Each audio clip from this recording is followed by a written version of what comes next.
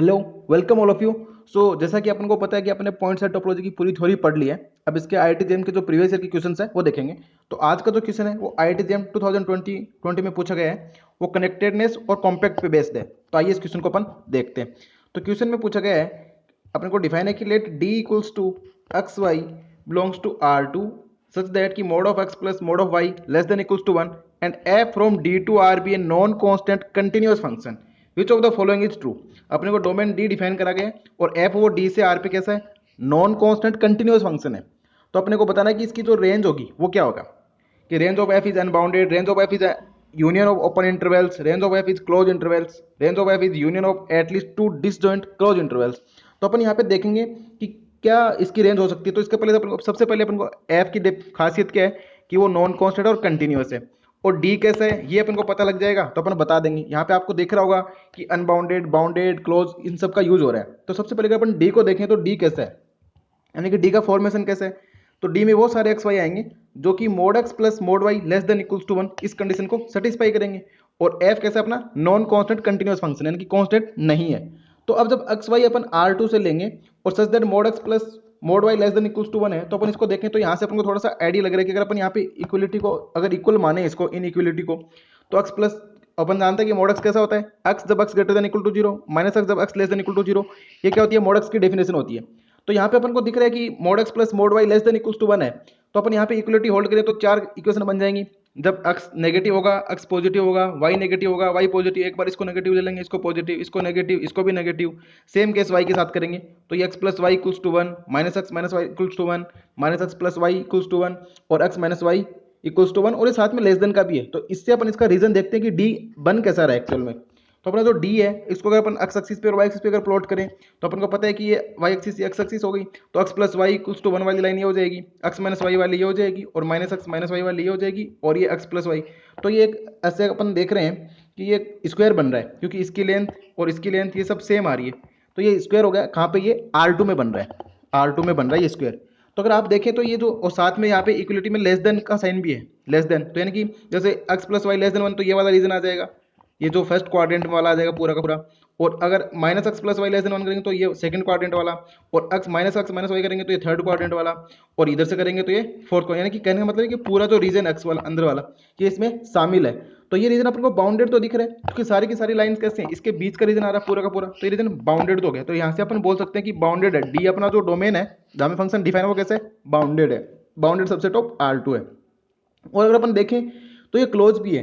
Close कैसे है कि अगर आप क्लोज के लिए अपन देखेंगे तो इसका बाउंड्री भी शामिल है और अंदर का पूरा है। तो इसका कोई भी ओपन बॉल लें या कोई भी बॉल बनाएं, अपन कोई भी पॉइंट ले उसके अराउंड अगर अपन बॉल बनाएं तो उस बॉल में क्या होंगे, इस सेट के इनफाइनेटली पॉइंट्स आ रहे हैं। और जब इस सेट के इनफाइनेटली पॉइंट है तो वो सेट क्या हो जाएगा, इसका लिमिट पॉइंट, यानी कि इसका हर पॉइंट इसका लिमिट पॉइंट है। तो अपन बोल सकते हैं कि डी क्लोजर इक्वल्स टू क्या आ रहा है, डी आ रहा है। इसका मतलब डी कैसा है, क्लोज भी है और बाउंडेड भी है और R2 का सबसेट है। तो क्लोज प्लस बाउंडेड क्या हो जाएगा, Rn में कॉम्पैक्ट हो जाएगा। ऐसा अपन सेम क्वेश्चन अपन ने इसकी जो प्रीवियस क्वेश्चन जो वीडियो थे ना जहाँ पे अपन थ्योरी पढ़ी थी उसमें आपको मिल जाएगा सेम टू सेम ऐसे क्वेश्चन बहुत से करे जिसमें X plus Y less than equals to one, X plus Y equals to one अपन ने देखा था कि कैसे वो सेट क्लोज बनते हैं, कैसे बाउंडेड होते हैं। तो उनकी प्लेलिस्ट आपको मिल जाएगी आई बटन में और डिस्क्रिप्शन बॉक्स में भी उसकी प्लेलिस्ट की लिस्ट मिल जाएगी आपको। तो वहाँ से भी आपको कॉन्सेप्ट और अच्छे से देख सकते हैं।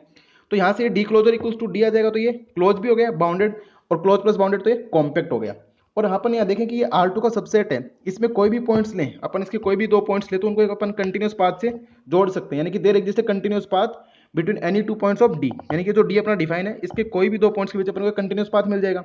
तो ये कैसा हो गया, पाथ कनेक्टेड। और R2 का सबसेट है और Rn में क्या होता है, पाथ कनेक्टेड इंप्लाइज कनेक्टेड। तो ये जो अपना सेट है वो कैसा बन गया, कनेक्टेड बन गया। यानी कि डी कैसा हो गया, close as D close equals to D and bounded अपन को दिख रहा है ये। और ये कोई भी दो पॉइंट्स लेंगे अपन इसके बीच के तो इनमें अपन इनको कंटिन्यूस पाथ से जोड़ सकते हैं, यानी कि किसी प्रकार की कोई दिक्कत नहीं आएगी। तो ये पाथ कनेक्टेड था इस वजह से ये कनेक्टेड हो गया।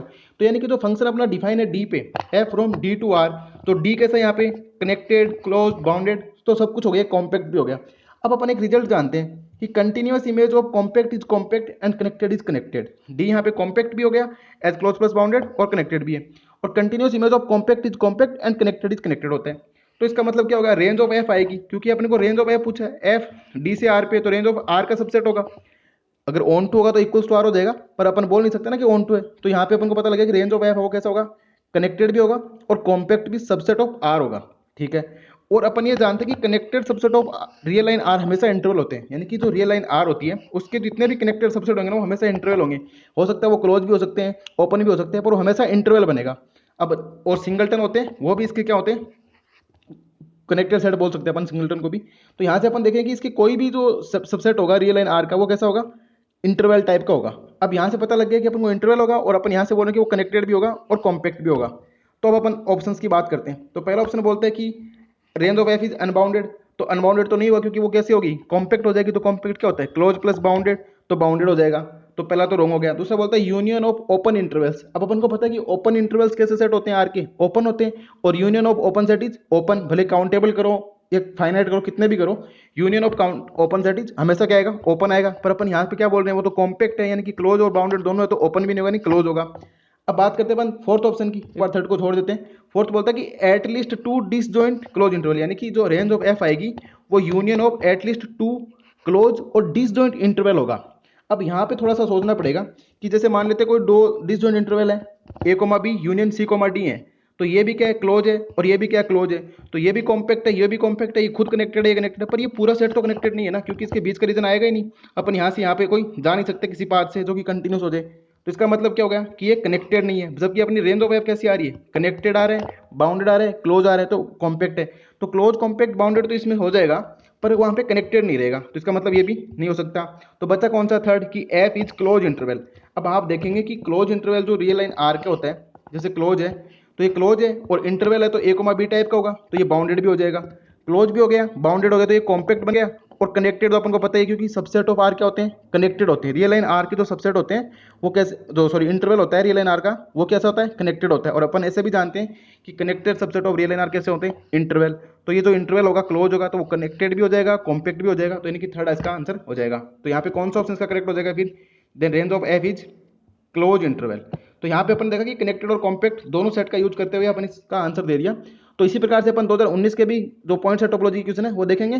So thanks for watching and keep continue watching exponential mathematics. Thank you.